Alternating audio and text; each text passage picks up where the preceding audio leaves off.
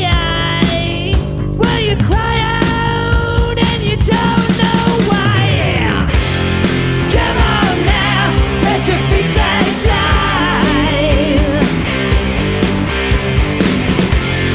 Come on now, let's go for a ride. Come on now, let your feet fly. Oh, let it fly. Come on. We're on. We're live. Hey everybody. Hey everybody. Welcome to the Red Couch. I'm Joey Izzy and Coda Jones. Smash Wednesday. Who are you guys? We're Savonarola. We're the two of the three members of Savonarola. Right on. I'm Jeff Baker. And I'm Rowan Mickelson. Right on. And so, Ash, you caught them at the Princeton. That's Yeah. Blew me away. It was so good. It felt like I think I told you on the sidewalk. It felt like you're doing like new wave songs through the bayou. Like it felt like Southern rock meets Duran Duran or something like that. That's what it felt like. that's actually very cool. Yeah, that's the way it felt to me. It was so good. Bonnie loved it too. Hi, Bonnie. Yeah. We get the strangest like that's just another bizarre like interpretation which we love because we don't want it, you know, we have no agenda to like it must be this or it must be that. Yeah, you know? yeah. I would rather like something because those influences are there, so I want people to. I think that's really cool that you said that. You know, I love that stuff, man. So tell me, like, while we're on that topic, what are your guys' influences? What do you aspire to? You can talk about yours. Yeah, go ahead.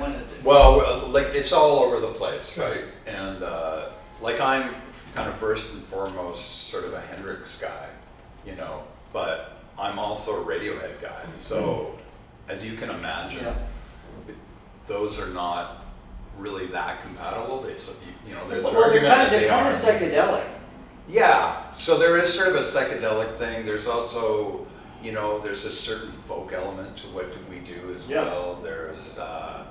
There's a classic rock. There's a '90s rock. Yeah. There's a, you know. It's all your influences wrapped up into one. Yeah, I don't really think about it. I don't kind of think, oh, I'm gonna do, you know, this kind of song. I just sort of do it, you know. And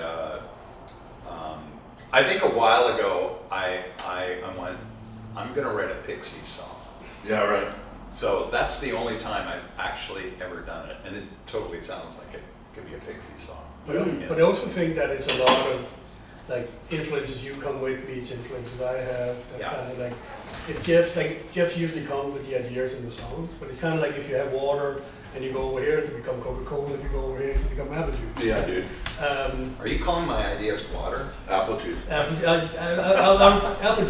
I'm not going to go higher than that. But yeah, like I think as a bass player, growing up in Europe, I think my influences were, I caught the tail end of the new wave of British heavy metal. Yeah. So like the Motorheads, the Iron Maidens and stuff like that, which of course even though I wouldn't admit it back then, listened just as much to Culture Club and Duran Duran. Yeah, right. Yeah, you couldn't say that back then. No, you couldn't, but I can now. Like I'm just as influenced from John Taylor from Duran Duran as Steve Harris from Iron Maiden. Yeah, right. Right. And then somewhere in there it becomes your own thing. You know? I was in it. Yeah. I had my kids in the car and in the minivan, and Duran Duran Rio came on. And I was like, oh my god, this is so good. It's fucking great song. Dude, that bass line, right? But then in high school. Yeah.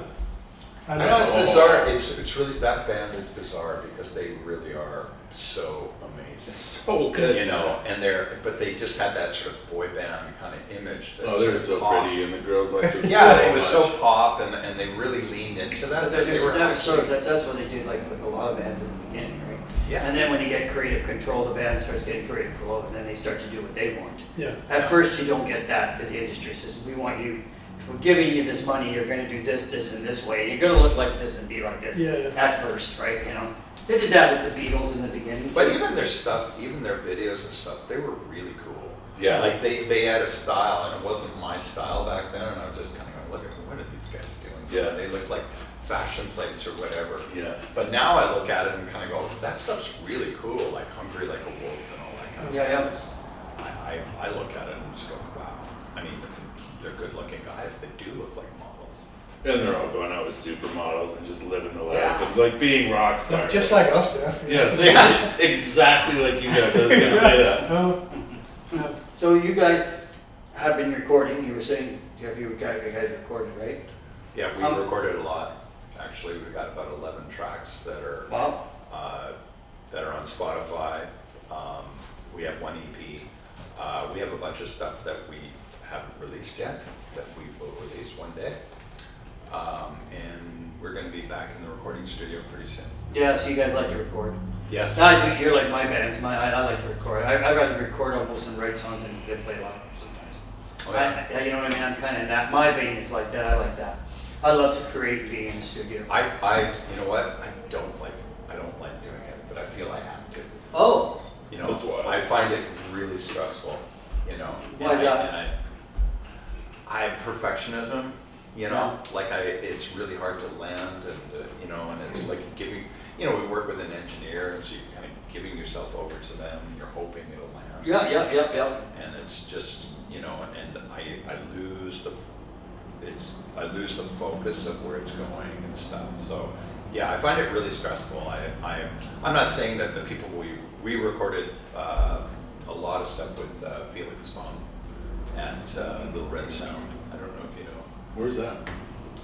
New West. Oh. New West, yeah. And Felix is super creative.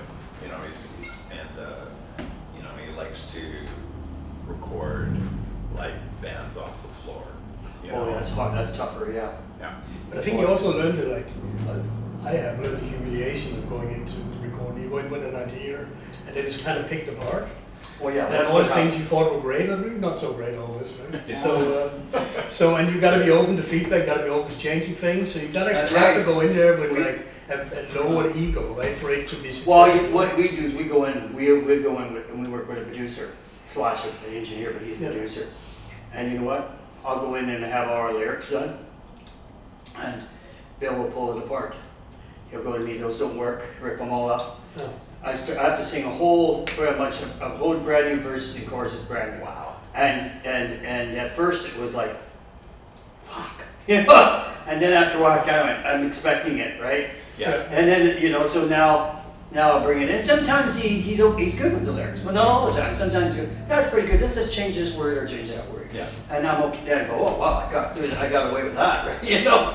But sometimes no. He'll go in and go, you know, like I mean, the last time we went in, he turned around, looked at one of the songs. He says, "Yeah, I listened to the song. It's good, but the lyrics, I got a bone to pick with you on that." I went, "Oh no." So I told my other singer in the band, a girl who sings with me, and she was writing the lyrics. And I says, "Emily, just be prepared. Your lyrics are about to get ripped apart." And she goes, "But why? What did I do? You didn't do nothing wrong." I said, You exist. "You don't do nothing wrong. He's part of the creative process. You get to that point where you start." Like The other thing is he could be wrong. Yeah. oh sure you can. You know? Yeah. You know, and it's like, is this the battle that you want to fight? You know, like, do you want to get sometimes, and you know, sometimes producers, they have egos too. Mhm. You know, you kind of go, no, I don't agree with that. You know, and I've been in situations like that. Oh yeah, we got you know? to. And you know, and we do stuff like sometimes we do it and it's flawed. Like we'll take a left turn where you don't expect it, you know, in a song. Mhm. You know, put in an unmusical word. Mhm. You know, all of a sudden throw it in there, or we'll fuck up the verse somehow. And so far, we haven't really haven't had those issues. But you know, sometimes I kind of go, why do I do this to myself? Because even singing on stage, Yeah. that is the most unmusical word, you know. Yeah. So Ever you obviously really like dissect everything, right? I guess I you know. You got something to say there? No, I don't. I think also like it's sometimes in the studio process you kind of ask yourself a lot of questions because usually At least I do. I think we have done that too. Yeah. You in the rehearsing room, you're playing these songs to yourself, and that just felt great. And then all of a sudden you play them for someone else. That's recording those questions, and you start asking yourself, "But what is who am I making music for? Am I making it for myself? Am I making it for someone else? Do I have to change it to cater to something else?" And I find that whole process is sometimes part of the studio. So what's the answer? I think the answer we landed on is that we do kind of. You had someone who reviewed our music and said you really make music for yourself, right? Yes. And we were like, yeah, I guess we do. Yes. I also don't think that we as people, I'm not saying there's anything wrong with that, but I don't think we as people or the music we play would be able to cater to like radio hits or something like that and have it be authentic. Do you? It's hard to say, you know. I guess I feel what do you think? like that we've modified things. We try to package it, you know, try to keep the songs to about 4 minutes. Yeah. Oh yeah. At the most. So in a way, I guess we're doing it Yeah. there, right? We did an 11-minute song this year. And everybody went, what, 11 fucking minutes? We went, yeah, it was 14. And we just did that on purpose. We said we're gonna write a 15, 14-minute long song, and then everybody went, what? And we said, yeah, fuck you guys, we're doing it. And we did it, because, you know, we don't, after a while, like you said, radio stuff, if it's gonna get played, people like it, they're gonna like it. You know, and you don't know, really, you don't know. Stairway to Heaven, you know, how long was that? Or, Yeah. Or how long was 2112? Oh wait. But also, Thick as a brick. Yeah, right. Oh my God. Got it, Vita. I'm not saying it can't work. I'm just saying these are some of the questions you're sometimes faced with No. when you go in the studio and have to like, how do I want this mixed? How do I Well, want the this other, sound? the other thing is playing in front of an audience, Yeah. you know? If you're gonna go off on like a 20-minute song, are they gonna get bored, you know? And if Nowadays, it's hard to tell. If you're doing tight songs, you know, and then you're switching to something else and you're keeping them guessing all the time, you know, and I mean, we've sort of modified what we do. We have the huge repertoire of songs that we can Wow, that sounds go like it. from, and we've condensed it down. Like a lot of the stuff that you saw, we haven't recorded yet. Oh, So a lot of it is new, you know, and we're trying to have more of a kick-ass show because I have a tendency to be, you know, lonely guy in my apartment, writer guy, you know. So I write these songs about that, Yeah, you know. Teenage girls really like them. But we're back to this Duran Duran thing again. More like a cure. Oh But yeah. it's more like those songs are great if you're in a theater situation where they're forced to sort of go with you on that journey. Mhm. But in a bar, we would lose people. Yeah. You know, and we've had a couple of songs that we've loved as a band. Like we've just gone, God, this is the best song Yeah, ever, and and it just doesn't work in the Yeah. bar. Yeah, The Princeton is notorious. Like that crowd would Yeah. just leave. Yeah. Like the whole room would just Well, walk be out. empty, yeah. Yeah. So I think I'm really happy you said before it was a great set you saw to Princeton. Yeah, I love Because it. that set had been created by trial and error over like a period of time. Yeah, yeah.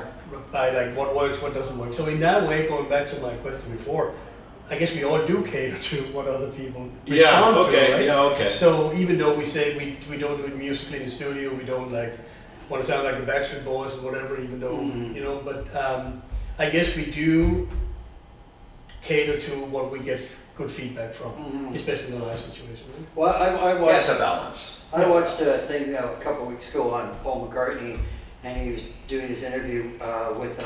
He was playing with Klaus Forman. I don't know if you remember. Who Yeah, Klaus the Forman- German bass Yeah, player. yeah. So Klaus was writing a song. So as they were recording a song together, him and Paul and Ringo, actually, and Klaus was filming it. Also, it was all streamed live, right? It was really interesting. So Klaus was in there and he's talking to Paul, and Paul's looking around for stuff to play to put into the song, right? And he finds, oh, look at this over here.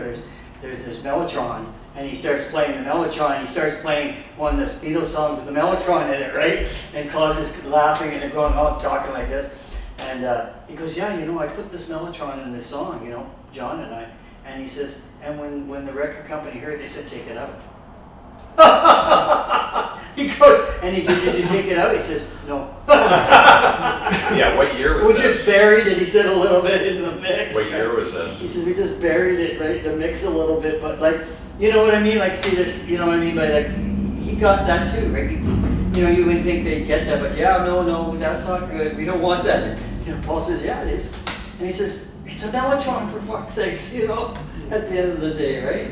Well, we just re-released this song, Crows, and we made a video for it and stuff. cool. And yeah, you guys should check out the video. Yeah, we will. It was about a year and a half, yeah. It was about a year and a half in the making. We'll get Ken to put a little link on this. Yeah, yeah. This guy gets burnt at the stake. Oh, good. sweet, Yeah, dude. yeah. So if that doesn't sell it, I don't know what that Does the crows like it? Are the crows a part of this? Yeah, I like there's crows. crows. There's crows flying in the air and stuff, and we had a guy come in and film him burning at the stake, put in fire later, and had crows flying through the through the That's stake dope. and stuff. Yeah, There it's goes the pretty bass cool. player or something. I'm still here. Yeah. Our friends shot a movie in here and murdered me right behind my barber chair. So that was pretty cool. Well, we're also Thanks, Jasmine. we have a song in film, a local filmmaker called Michael Pafaro, and he did a film called My Phone, and it's a true story about his phone getting stolen and him wandering down to the Lower East Side to try and get it back. It's on Amazon, right? It's on Amazon. Wow, good. Yeah, Oh, that's dope. but our song Might Be Good. Bad is on it. Featured there. And there's an actor, Dylan Reimer. Do you know Dylan? He's a local I've heard it. comedian. Yeah. Plays me in the film. Oh, nice. I'm not in the film. They didn't want to hire me. No, Hey, yeah. that's you. Oh, But they had somebody else who had an agent to them. Not really. Has some experience. Dylan's got experience. We're looking for a Jeff Baker type. Good. Yeah, not really. We wanted to use Jeff Baker, but he said no. He asked for too much money. Yeah.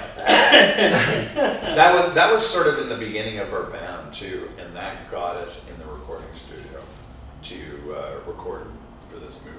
Yeah. Like, we wrote all this music for the movie, and we got the one song. But Well, we have that's all good. these songs about a guy losing his phone. That's all right. So that's really interesting that you guys record live off the floor, right? That's so interesting. Do you do overdubs on? That must be Yeah. so hard to do overdubs though. Sometimes I guess you play to a click, so it can't be that bad. No, we no don't click? play it. Well, No click? with Felix doesn't believe in it. I don't believe in it. Yeah. So Our you get. earlier recording is with Mark Henning. Oh, I know Mark really well. Yeah. Oh. Boutique Empire. Yeah. Yeah. And I'm kind of Really like odd. I don't know Oh, yeah. Okay. I don't know who I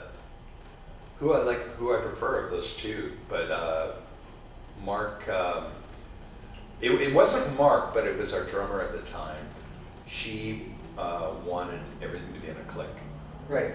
and I felt that it worked on some songs, and It didn't work on others. definitely didn't work on.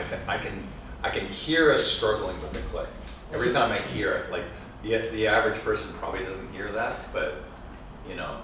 Well, I think what I hear is I actually thought that most of the recordings went really well, but I find sometimes when you play to a click and you follow it religiously, it tends sometimes to drag the intensity out of the performance. Yeah, I think it depends on like who's doing it too. Like, but we do it with Bill. We work with Bill Buckingham, right? So Yeah. Bill's a producer. He's done a lot of people. So like Bill, when we work with Bill, he's done it with. We've done parts of songs with no click. Mm. You know, okay, this part doesn't need a click. You just play freely through this section, right? Yeah. And we went with Bill. He's a little more like, he's when you do it with the click, he's just like, he's not even giving a damn. Look, sometimes when we're playing with the click, Scott, our drummer, he's just laying it down, and we'll stop. He'll go, okay, let's change the tempo. That doesn't feel quite right yet. Right. Go again. oh, that's where you guys are, about here, right? We start playing, oh, yeah, that feels good. So Bill kind of adjusts it. He doesn't sit there and wait. And we don't come in and go 4/4, you know. He doesn't do that. He'll have us play it, just play live, and then he'll put the click on and adjust it where we are. And so he kind of does it like that, so it starts to feel more natural to us when we do it. So yeah, we've got kind of used to it, but not every song. I mean, we've done songs with that. I'm sure, like, I think just for us. But I love it if you don't do no click. I think that's. But that also means that we have to be mindful, right? Yes, you do. Because it can get a bit loose. Well, there's You can speed up and if slow you- down real easy. There's Rick Beato, Yeah. his videos. He did one all about this, and he just said he clocked, famous rock songs. Yeah. And he said, like AC/DC or something, and he's saying, "I've seen this passage, they're doing so many beats per minute. This passage, they speed up, they slow down, they speed Yeah, up, that's they right. slow down." And they say, look, if you use a click, you're kind of killing that, because people are naturally they get excited, so they speed Yeah. up, and it goes with the feel of the song, And we did this one song that we had, and we would always it starts sort of quiet and then goes kind of wild, quiet, wild, and the quiet part is at one Is that speed. the Pixie song? No. Oh, good man. I It's should've been sort of right. our picture I song should have is been sort of right. like that. It's the Duran Duran song. Oh, there you go. Good. But and so we did it with a click, and it just didn't feel the same. So, What's- yet this song that we just released, it's an old song. We re-released it as a single. It was on Right. the EP, Crows. It was done with a click, and it totally works. And it's also in 12/8. Yes, this is it. This is. So it's 12/8. Yeah. So we did it in 4/4. Yeah. We broke the 12/8 into like 1, 2, 3, 4. We're hitting that. Yeah, Those four beats, and I was able to. At first, we were going and doing this 12/8 thing. Yes, I'm yes. not going to be able to do that. Yeah. But we broke it down to the 4/4, and it totally worked. It sounds great. Wow. What gigs you guys got coming? So we have a big show at the Centennial Theater. Oh, Yeah, when's that at? May Six- 4th. six- 6th. 6. Oh my God, May 6th. Awesome. Who's on the bill with you, or you guys just? How's that gonna go? We're playing with this guy called Colin Sankey, I've heard. and he's a bass player, kind of a jazz fusion Mhm. bass guy. It's kind of an interesting mix, our band and him. But yeah, we're kind of going all out for the show. we brought in 3 backup singers. Sweet. Yeah, so we've been doing that. We've been practicing with these backup singers. Choreography? They're talking about it. They're talking about it. Yeah. Good, All that's right. awesome. You guys can pull that off for sure. Yeah. Yeah, it'd be killer. Yeah, that's Earl Jenkins he's the lead singer of Chasing Zero, and what's her last name? Dracula. I can't pronounce it. Duagula? It's not Dracula. Oh, Dracula. Dracula. No, Diagula. Diagula. Yeah. Lisa Duagula and her daughter Zena Duagula. Lisa's a jazz singer. Oh, nice. Yes. Yeah, so she's bringing this very cool dimension to what we're doing, So, yeah, so we're hoping to get a big crowd out there. It's a Wednesday night, unfortunately, but, May's starting to get nice weather, so people will go out. Yeah, That's the thing, right? What was that last night? I'll go out on a Wednesday. yeah. Yeah. Yeah. Yeah. Sometimes Wednesday in the middle of the week is good. Sure, why not? Well, and it's like 7 till 9. Oh, that's perfect, It's not a man. big deal. Yeah, you're allowed to go home. Yeah, so yeah, we're excited about that. We have another show at the Princeton. Let me find the dates here. That's not for a while now.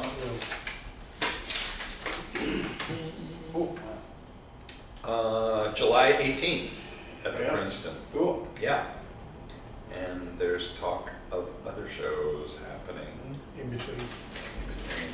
Yeah, but we've been very focused. First of all, we were very focused on putting out that video. You know, it was sort of going on and on and on. At some point, we were kind of thinking, "Oh, are we actually going to be able to pull this thing off?" You know, like it was pretty ambitious. Who shot it? Multiple people. Multiple In people. multiple locations. Right. Yeah. Like you call in favors and stuff like that? Yeah. Yes. Oh, you're amazing. I don't have any more favors to call in. Between like borrowing a church and Yeah, we were in a church. yeah, and having someone create fire and special effects, and it was all favors so called. It was great. That's awesome, dude. That's good. But people, I mean, now that it's done, people are like super happy. They're just like, "Wow, it's fucking Good. great!" Like, because Just getting some traction. Good. people were just kind of showing up for it, and they were kind of going, like, they're kind of, "Okay, well, let's do this thing," and they don't really know what it was about or anything like that, and like, Rune is playing Savonarola in the film, and so he's dressed up as a medieval monk. And all his followers are wearing like hazmat suits and respirators, right? Oh, that's dope. So they're all okay. Get on your hazmat suit and put on your respirator and come on to this church. Yeah. And then, spoiler alert, I think they turn on you, don't they? They do at the end. Yeah. Yeah. Oh my gosh. They do. Yeah, That sounds pretty epic, man. That yeah, sounds it good. was. It was an amazing accomplishment. And so we had this show set up. I guess it's been a year or so. So this has been our next focus is Get let's that get to going. this Get show. the show going. Yeah. Yeah. Good. That's great. I think we were just thrown into that Princeton set because they needed someone at the last minute. Oh, good. I'm glad, Yeah, I'm glad that happened. Yeah, that's Yeah. good. yeah. I mean, we did another show at the port side, and it was sort of a similar thing too. We were kind Yeah. of thrown into that, Yeah. like January 3rd. Mm-hmm. So What's your favorite room in the city to play? I like the Fox. I also really like the Rio when we played there. The what? The Rio. The Rio. Yeah, the Rio's not really a venue. It sort of is. We did the. Daytona Boots burned down. Yeah, So- not Daytona. What is it done? Dayton Boots. Dayton. Dayton Boots? Dayton Boots. Dayton Boots. Right. It was a benefit for Dayton Boots last summer. And it was the same thing. We were thrown in there last minute. And there was all these sort of like kind of very folky kind of country bands. And then all of a sudden we came on. That's cool. And people are like, wow, who are these guys? You know, kind of thing. They do cool stuff down there, man. I love that place. Oh, me too. Yeah. Which And was they this? just the Rio. They just took over the park too. Yeah. My aunt used to own that The Rio? when it was a bowling alley. Oh. There's a bowling alley. Yeah, it used to be a bowling alley. Wow. Yeah, she used to own they own the Rio and they own the Grandview bowling alley on Commercial Drive. They own both of them. So there was two bowling alleys at the same time? Yeah, they had two going. Oh. Yeah, I think because one was like the Rio was a 10-pin and the Grandview was 5-pin. 5 now. 5-pin, right? That's awesome, man. I didn't know that. Yeah. So I worked Then at. they sold the Rio first, and they still have cousins still have the thing. Oh. Still have the other one. I worked as a contractor, painting contractor, and they did a huge renovation at the bowling alley there in, I don't know, 2000, something like The Rio or the Grandview? that. Grandview. Yeah, that'd be my cousin Georgie. It was a woman. Yeah. What was her name? Yeah. Georgie, then. Georgie, it'd be his daughter. Maybe. Yeah. Yeah, it'd be his And daughter. the grandmother was still living upstairs. Oh, my Aunt Edie. Yeah. That was my Aunt Edie, yeah. Wow, she's still alive at that time. Yeah, 'Cause- they had to get her out of there though. Like Yeah. she was living in the bowling alley. Yeah. Well, she There lived was in. one bedroom. Yes, suite. I lived in. It was like Woody Allen or Well, something. no, she lived. They lived. The mom and my Aunt Edie and my uncle, they lived there. Yeah. Yeah, and worked downstairs and everything. Lived upstairs. The kids lived up there. Everybody lived there. And then I lived there with Really? my cousin Cece. And I got kicked out of my house as a teenager, right? And Dad kicked me out. Get out! You're not going to school. You're not doing this. Get out! So I got kicked out, and my cousin Cece had the house. I know when my auntie lived somewhere else, and yeah, my cousin Cece, she had the place, and then she says, "Hey, you want to move in and hang out at the bowling alley?" So I moved in and hung out at the bowling alley all the time. My cousin Georgie was, you know. But at night, all you could hear is. Yeah, you could for a while. Yeah, and then sometimes it. Because the disco bowling was right behind it. Yes, and my dad, it was my stepdad. My stepdad had the pool hall upstairs. He owned it. He rented it off my aunt, which was his sister. See, so when I was there, they had the disco bowling, and then Yeah. there was doors into Yeah. this other room. And when we were renovating, they opened up these doors, and I kind of went, "Oh my God!" There's Yeah. this huge room with windows Yeah. and stuff, and it's basically empty. And And I- I just thought this would be the best venue, and they had a liquor license there. Yes, yeah. And they were renting it out to like some ballet, company for peanuts. Yeah. You Oh, yeah. know? Well, my cousin Georgie, they had no offense, Georgie, but they got lots of money. They're stinking rich, Georgie. They didn't want to do anything with it, but I was looking Oh, at this Georgie's thing, like that. these windows, like it was like it was like such an amazing. So space. here's a quick story. We're off the chart. Yeah, My cousin, because my cousin Yeah, we're a Georgie, bit off. my cousin Georgie, once, like when I was a teenager, he was young, he's a little older than me, right? So he used to come over and hang out with my stepdad, who was his uncle, and so he'd come over. And he'd always dress like, he'd wear like the plaid pants, back in the days, and the t-shirt from Kmart, and he looked like you look like shit, right? He looked like shit. And I'd be walking around in my jeans and, my t-shirts and looking, trying to be cool. And one day I walk up to my cousin Georgie and I go, "Hey, I got something I got to talk to you about. The way you dress is just disgusting," right? He looks at me and he goes, "Listen," he goes, "how much money?" I says, "How much does your shirt cost you?" He goes, $3 at Kmart in Seattle. "How much did your pants cost you?" He says, $6. "How much do your running shoes cost?" $10. He goes, "How much?" He goes, "Now my turn." I says, "Okay, go ahead. How much did that t-shirt cost you?" $20. "How much did that pair of jeans cost?" $30. He goes, "How much you got in your wallet?" I got $30. He pulls out, he's got like $800. He goes, "See the difference between me and you?" I went, "Fuck, I get why you dress like that." But he has to live like that. Yeah, but he didn't give a Spend your shit. money. Spend your He money. didn't care. Yeah, obviously. That's funny. It was funny. But yeah, anyways, from that to, yeah, you could have done something with that room, that's right. Could have had bands in there and stuff like that. Still Well, can. they were gonna have bands at Dayton Boots, right? They were, till the Yeah. place burned down, yeah. Yeah. He couldn't get a license though. Oh, is that how that worked? Yeah, because what happened with him down there was, he was supposed to, he was gonna open up a club and put bands, and he approached even me.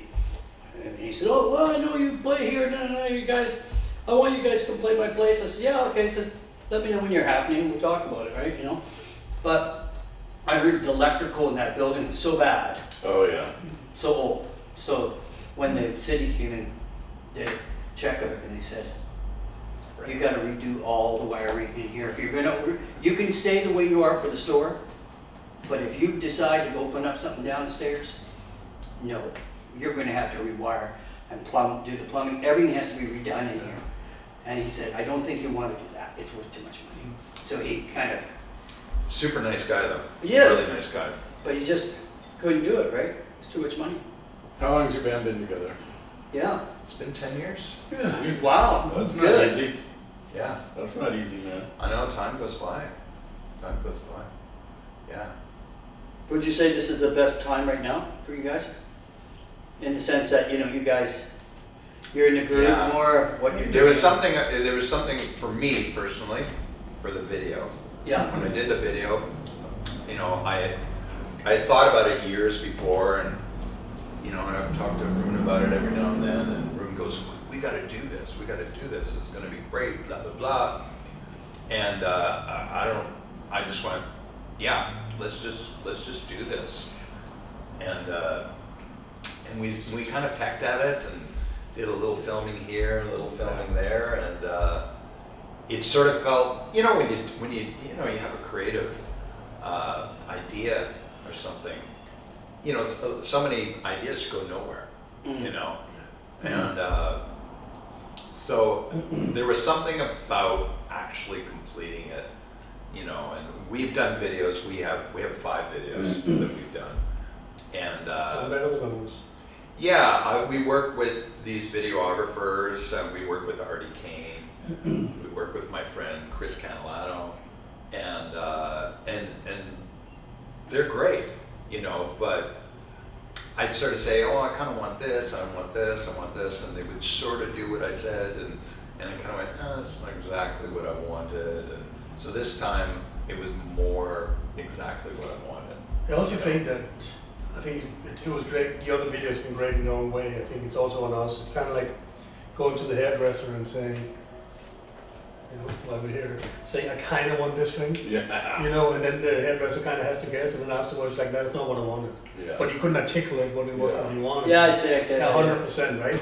So I think that's also been part of the dynamic. As Jeff said, like, Jeff wrote everything, like the screenplay for this one. And so it was like, basically, what we wanted, Jeff's idea. And I think for me, it was like, as Jeff said, we filmed a little bit here, a little bit there. But once we went into, as I said, we were lucky enough to borrow a church for a day.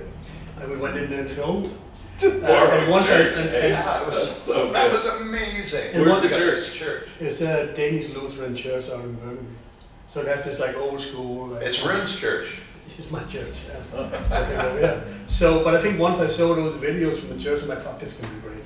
Yeah. This is Yeah. like, this has to be something. Yeah. Well, the other thing was that it leans mostly on Rune, right? Right. Like I'm wearing a mask the whole time. You never see my face, or you don't see Matthias's face either, and so it's really starring Rune. The Rune Show. And he was right into it. Cool. Like he was just so into it, and every shot of him was gold. Like there was never sort of like, oh God, no, he's not getting it. I didn't even really talk to him. He just went right into it. That's kind of the stuff with that stuff though too, right? Like acting or playing or whatever. You gotta be all in, man. Yeah, You gotta and not worry about looking like a fool and just go especially for at it. the church. He's on the pulpit and he's preaching to all these people and stuff, and they're all in the hazmat suits going like this and stuff, and he's like right into it, and I'm just going, we're just looking at each other, we're just going, oh my God, this is so good, you know. I think that's also like 10 years of playing together. Like Yeah. I have an idea of what it is that He wants. we were like, Yeah. how this will work and not work, and you know, Yeah, without us even talking. I much guess about it. so. Yeah, it does work like that. Yeah, it does a little bit. Yeah, I think so. I think like it's like a 10-year thing. Yeah, I've got 2 people in my band. I've been together for at least 15 years, you know, and we sort of know each other, you know. Yeah. You know, we sort of know what everybody's, you know, how we're gonna want to write a song. Like, yeah, we're probably gonna do the verse this way, do the chorus that way, verse this way. Yeah. Our drummer's been with us for about 5 years, and he's just starting to figure that out. Like, cause Kenny goes like, blah blah blah blah. This is the arrangement, and I'm going, you should know that by now. 5 years. I mean, you know, we know exactly. You know, it's verse, chorus, whatever. We go to a solo. Well, there we go to the bridge. I says, you know, basically, we have maybe 2 or 3 different arrangements, you know, of songs, and that's about all we got. It's tough enough to get that formula down to where you want it, right? But that's also I find where it becomes more than just. I mean, like we have gone through quite a few drummers in the 10 years, and I think all of them have been amazing drummers in their own way. Yeah. And brought something, right? But when you spend that much time together and you play gigs together and you plan things together, like a video is like sitting down and planning something. Yeah. You kind of all have to agree on. Yeah. You have to agree on how you want to arrange a song before you Yeah. go into the studio, right? Yeah. So if you're not like click into being on the same page, it doesn't really matter how great of a musician you are, because the collective have to fit somehow Yes. on a higher level than just playing the music, Oh, yeah, right? yeah. And I find that's where sometimes like when you were younger, you played in bands and you were early 20s, you just fucking played like a race car driver, right? And then you drank afterwards and went out, and that it was not really What about. do you mean I still do that now? That's excellent. I've been able to do that for like about 20 years. That's my problem. Yeah, maybe talk.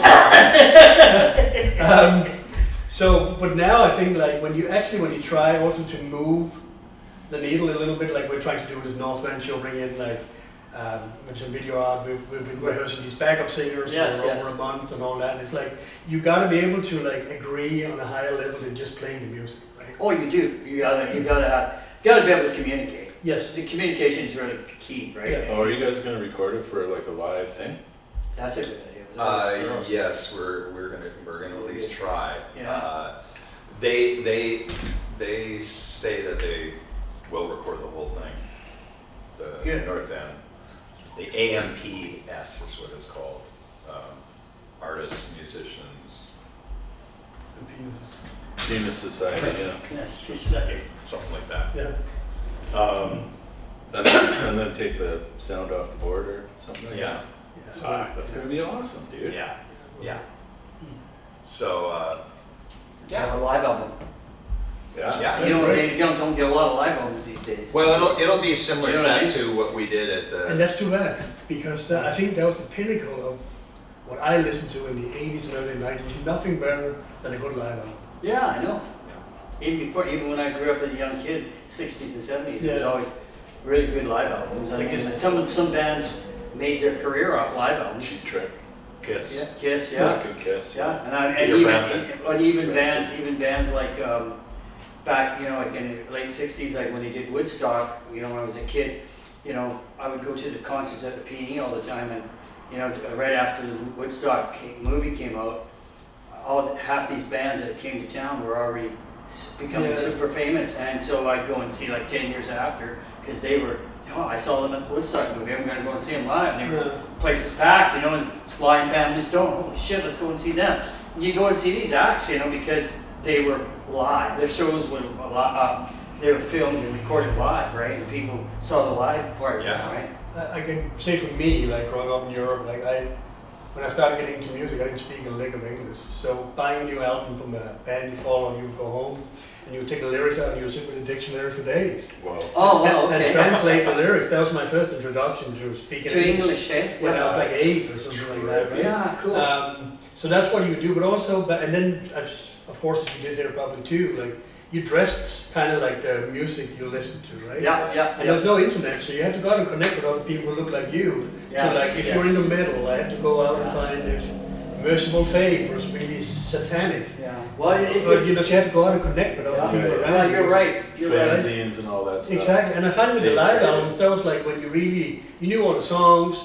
For me, I had a stack of the lyrics, I translated Yeah, really yeah, badly. yeah, yeah, yeah. My Unleashed in the handwriting. East. Yeah, Right? Yeah. and then that was kind of when you like got an impression of the band as a band. That was the live album. Right? Yes. For me yes. at least, right? No, I agree with you 100%. I think too, I watched that documentary. I've watched a couple times on Triumph, right? Oh, that's so good. And they were saying similar, like you were saying, like the live shows, the band people came to see the bands because of the live show, right? And I sort of thought this way back in those days. I was playing clubs, right? And I was in a lot of cover bands for a while. I did original stuff too, but I did cover to make a living. So I worked for Bruce Allen and Sam Feldman and all those guys. So I would play, and I noticed the clubs. You know, that's the same thing. People, they didn't see the band, their favorite song.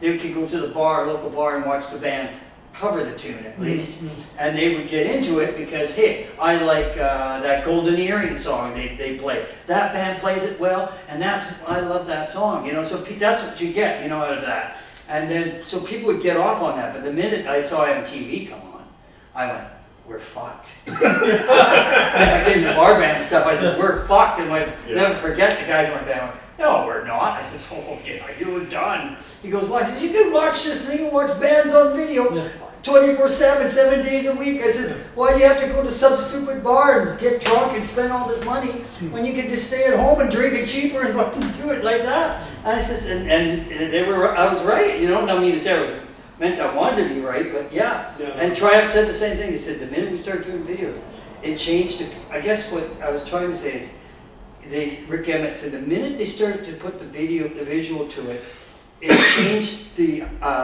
feeling of the band playing the song live in a venue where it was between you and the band, and the music was in the air. That connection, those three. I know at that time that when MTV came out, Journey was the biggest band in the world.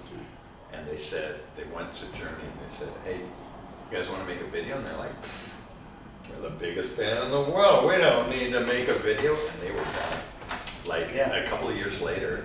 And I think they tried to make a video, but they just... They did a couple live videos. They did the live stuff. I think I think Steve Perry, or is that his name? Steve Perry? Yeah, this He did some solo stuff, but they couldn't sell it like Duran Duran. They just didn't look like Duran Duran. Yeah, and they were used to doing that, right? Like you said, I don't think they were used to it. But it also created a whole other avenue into music, right? It did. It changed it. Like you could have a mediocre song with a kick-ass video, and you would have a hit. Like, look at like Twisted Sister, for example. Yeah. They came out with those two first. Songs are catchy and whatever, right? Yeah. But those just became huge because of those videos and the way it looked and all. The visual. The visual of it, right? Because songs are kind of they're catchy, but they're mediocre. You know what I mean? Yeah. No, I know what you mean. I get what Rick Emmett was saying too, because he was just trying to say that connection between these three things would change. He didn't say it was for the best or for the worst. He just this makes a change, right? And it did. It did change. Like you said, I think too, like the internet, you know, my manager is in LA, he always tells us, he says, remember, you know, what's good about the internet now, he says, is that for bands, independent bands, he says, is that you guys got to remember, you're leveling, you have a chance to level the playing field between you and other people that would saturate the market.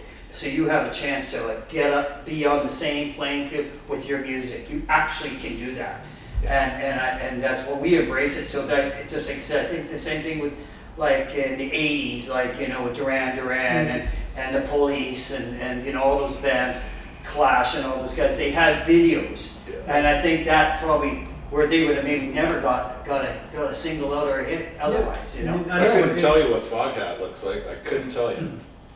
No, I know the songs, but yeah. You know what I mean? But for someone who didn't speak English watching MTV, when I was very young, like the videos were a huge introduction to the music because you connected with the feeling you had of the music and the visual of what was going on. Yes, because you didn't understand the word they were saying. Right? So it became another way of, I said, selling music and presenting music, but also another way for people to get into music, right? Mm-hmm. And then, where'd you grow up?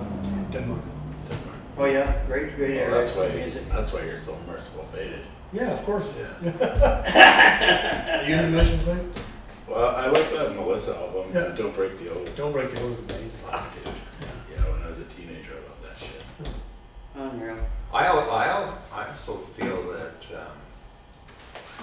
videos never really got to be the art form that it could have been, you know? Yeah. There was like some of the Michael Jackson stuff, you know, Thriller and stuff was amazing and stuff. And I was Peter Gabriel, that Sledgehammer one was cool. Yeah, Tool really one, cool. Sober, that was cool. But yeah, I know what you mean. Like it could have been like an art form onto itself. But a lot of it you was know. ads. But it also became too self-indulgent. Like if you remember some of those later Guns N' Roses videos, November Swimming Rain. with dolphins. Yeah, it's like it's 15 minutes. It has the production budget of a movie. Yeah. Well, because they have the money to do it. I know, and it's just like, wow, am I watching you a go movie to now? you go to a Guns N' Roses show, like it's the last one I went to. You go to Guns N' Roses show. I said this to my manager in LA. I said, I couldn't fucking believe it. I says, holy mother shit. I says, every second person, at least every second person, I said, had some sort of form of Guns N' Roses t-shirt, hat, some sort of swag on. And I says, I couldn't believe it. I says, the band didn't even wear any swag, and everybody in the crowd had all the swag on. I said, you know how much money, how much more? He says, he told me, he says, because you know he knows the guys and knows the guys in LA, and I said, he says, well, Joe, you know they're the biggest merch band in the world right now. And that's strange. Yeah. That's strange because there's some bands like I love the bands, but I never feel they actually landed on like a cool, sustainable logo. Like Iron Maiden did. Oh I yeah. don't think Guns N' Roses ever did. Like Circle. Well, with they the got guns. the Circle with the guns. guns. Yeah, that's the biggest one. Yeah. Yeah, So but anyway. but they do. But yeah, it's unreal. Metallica. If you go to the show, you'll see it. You'll just go like, Metallica. It had a can't few believe roads. it. Like I just like. Yeah.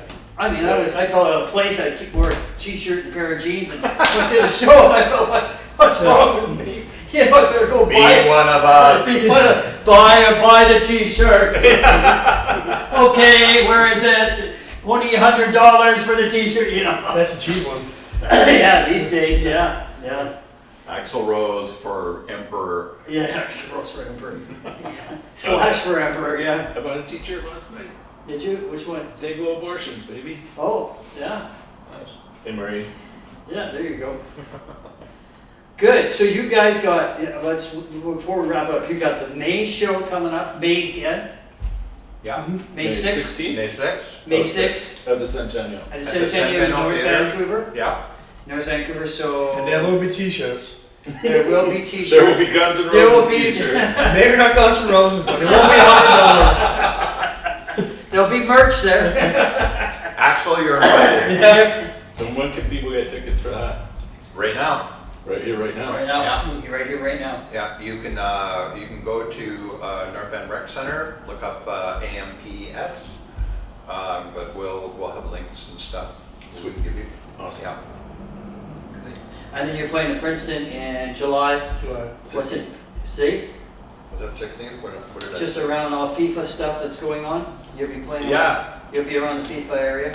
Yeah. Well, I don't think our audience are FIFA people. Well, you'll get FIFA people in I there. think this neighborhood's about to This get neighborhood's crazy. gonna explode. 18th, July 18th. It's gonna explode around here because it's the PE's gonna have freeze. That's right, yeah. Free zone, Yeah. and then they have the new amphitheater open for tickets for that too. Oh, yeah. So they say 10,000 in the amphitheater, 20,000 on the grounds. So it'll be about 30,000 people around this neighborhood. Nice. Well, we're Yeah. going to get a full house in Princeton. You Yeah, will. yeah, I think yeah. they will because we notice when there's events, when we played the Princeton, and events are over, everybody heads down this way and hits all the bars along the way, and it's just bars fill right Well, up. the Princeton is now a place of destination for like, people of all ages. I find, Sure. like it's. Yeah, It was sort of an older bar, still kind of is, it is. but there's a lot of young people that are kind of going, you know what, this place is kind of cool. It is too. Yeah.